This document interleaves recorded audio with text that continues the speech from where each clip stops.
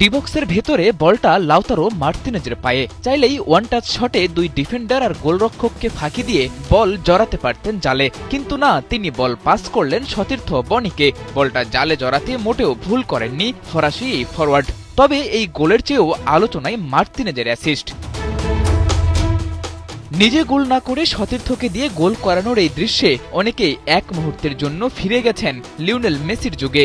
এমন কত শত গোলই তো এসেছে লিওনেল মেসির সময়ে। সতীর্থকে দিয়ে গোল করিয়ে অনেকবারই খবরের শিরোনাম হয়েছেন আর্জেন্টাইন মহাতারকা। তার বিদায় বেলায় স্বদেশী মার্তিনেজের পা থেকে এমন গোল আর্জেন্টাইন সমর্থকদের দেখাচ্ছে আশা। তবে শুধু অ্যাসিস্টেই নয়, মার্তিনেজ এই ম্যাচে আলো কেড়েছেন দুর্দান্ত এক গোল করেও, যেখানে ফুটে উঠেছে মাঠে তার উপস্থিত বুদ্ধিমত্তা। টরিনো গোলরক্ষক নিজ দলের ফুটবলারকে শর্ট পাস দিতেই মার্তিনেজের দৌড়। আগেই বুঝতে পেরেছিলেন বল যাবে ব্যাক পাসে, হয়েছেও তাই। তবে মুহূর্তেই মার্তিনেজ পরিবর্তন করেন নিজের অ্যাটেম্প, কারণ সেই ডিফেন্ডার ততক্ষণে বল বাড়িয়েছেন গোলরক্ষকের দিকে।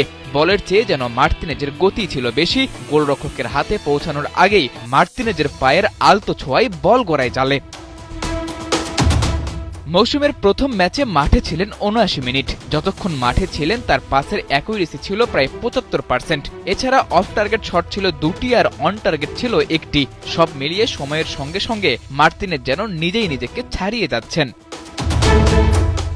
মার্তিনেজের নেতৃত্বে সবশেষ মৌসুমটা যেখান থেকে শেষ করেছিল ইন্টার মিলান, নতুন মৌসুমের শুরুটা ঠিক ওখান থেকেই। টরেনোর বিপক্ষে ৫-০ গোলের জয় তো সেই কথাই বলছে। একই সাথে সমর্থকদের প্রত্যাশাও এখন আরও বেশি, যার সবটা আবার মার্তিনেজকে ঘিরেই। আর্জেন্টাইন এই মহাতারকাও নিজের সবটা উজাড় করে দিচ্ছেন সেই প্রত্যাশা পূরণ করতে।